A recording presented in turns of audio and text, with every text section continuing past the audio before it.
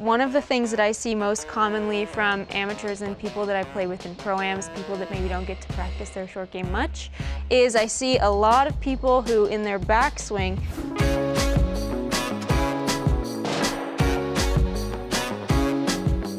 Hey, I'm here with professional golfers Hannah and Frederick. They are awesome at this. I can't wait to see you guys hit some pitch shots. We got a 30-yard shot. Should be so easy.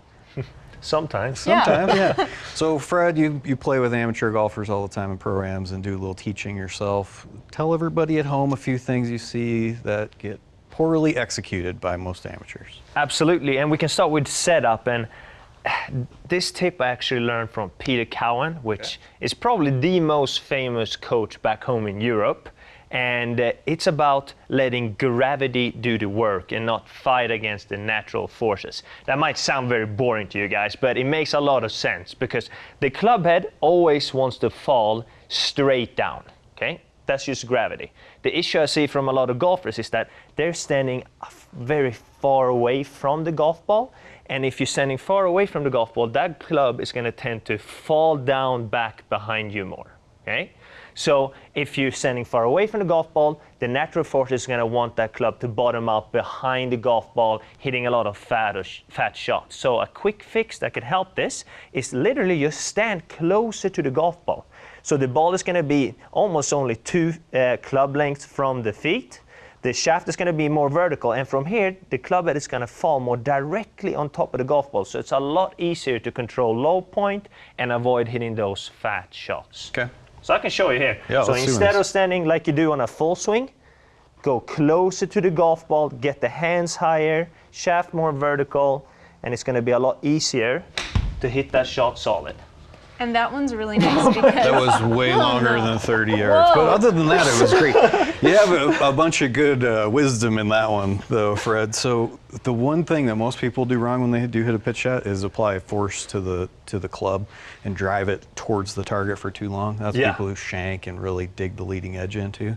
So I definitely can appreciate just letting not really trying to apply as much force downward and towards the target. Yeah, I know, I absolutely agree with that. So, and if you do that, you might hit it 52 yards instead of 30 yards, by the way.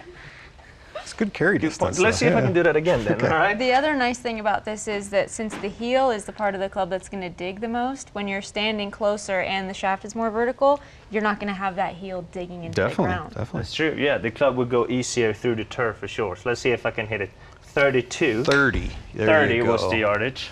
Nice There job. you go, that was Nice. 35 maybe. It's so hard on the first try, isn't it? Hannah, what do you got? Is your tip better than Fred's? I would say one of the things that I see most commonly from amateurs and people that I play with in pro-ams, people that maybe don't get to practice their short game much, is I see a lot of people who in their backswing, the club face is really turned down. So if you look at the toe up here, it's facing down like that. So amateurs always ask me, how do I hit the soft, floaty, like checking shot? Everybody wants and that. that Looks is good. the opposite of what you want. Right. So my check point when I'm practicing my chipping and pitching motion is when I get here to where the club is parallel with the ground, I want this toe part facing straight up to the sky.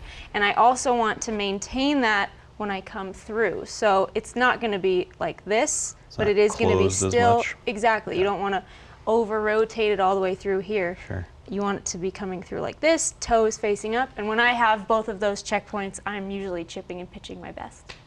Can you show us a good one? I sure can. All right, let's see this. Don't hit it 20 yards over the green. Don't worry, I'm judging everything you do, Hannah. Well, she made sure she didn't hit it too far. That's right, I sure did. Oh, that's pretty good. Okay. Like both those tips, yours is obviously better than Fred's, but take a look at that one. That's got some details that we can talk about so we can measure angle of attack and path like we're doing on these shots.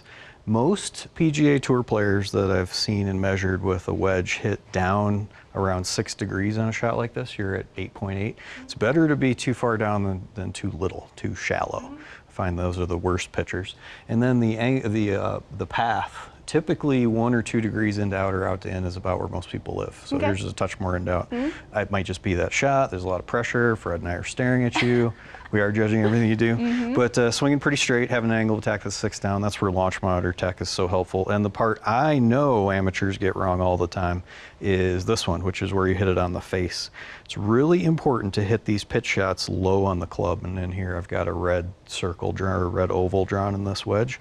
The reason you hit it low on the face is twofold. First, when you start to open the club face up, you raise the leading edge, so now it's easier to hit that part of the club anyway.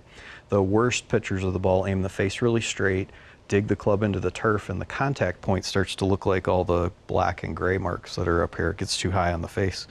Then you've got a problem because there's grass between your club and the ball, and suddenly now you don't have a good strike in there. So this is an important one to pay attention to. Lie angle tape like this that we use for iron fitting all the time, super easy way to do it. If you have a launch monitor that can measure impact location, 15, 20 millimeters below the geometric center of the club is right. And if you can measure those, path, angle of attack, and where you hit it on the face, and you just know where those should be, that in of itself is a tremendous piece of information that helps you get better at pitching. And to add to that, if you're hitting shots that kind of high floaty shots, most likely you are hitting above the CG. For sure. Just imagine, like, if you think about it as a drive, if you hit it low on the face with a driver, you get a low spinning shot. Right. That's kind of what we want with wedges, right? Because if you hit it high on the face, you hit that sky shot that just goes high without spin. So it's a similar thinking there. Yeah. If you want to hit a low spinning wedge, heel it or hit it low on the face. Yep. Oh, not heel it, hit it low on the face with a wedge. The heel toe part's even important too. Yep. You can miss a little bit towards the heel, 5 millimeters or so on most 30-yard shots is good. You've got about 15 millimeters towards the toe where good players actually hit a shot. Yep. So they can swing a little faster, a little more club head speed, a little bit more spin. So those are the variables to really monitor. And I like your tips about how to set up to the ball and make this easy. Don't apply force to the shaft for too long. That really is a huge problem for, you ever play with somebody and they just have like the yips with all of their pitch shots? Those are people just pushing on the shaft for way too long and the club never actually begins to ascend. And then you see it all the time of face angle when the shaft's parallel to the ground, it's aiming down at the ground. Yeah, that's why they're asking you how to hit that high soft one. I know.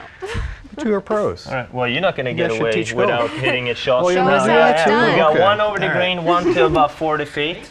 All right. Fred wants me to make one of these. I'll do that. That one's not bad. Still a little too far. There you go. Pretty good. So you have some awesome tips on how to chip. So if you're having any problems around the green, listen to Hannah and Frederick. There's a lot of great advice in this one.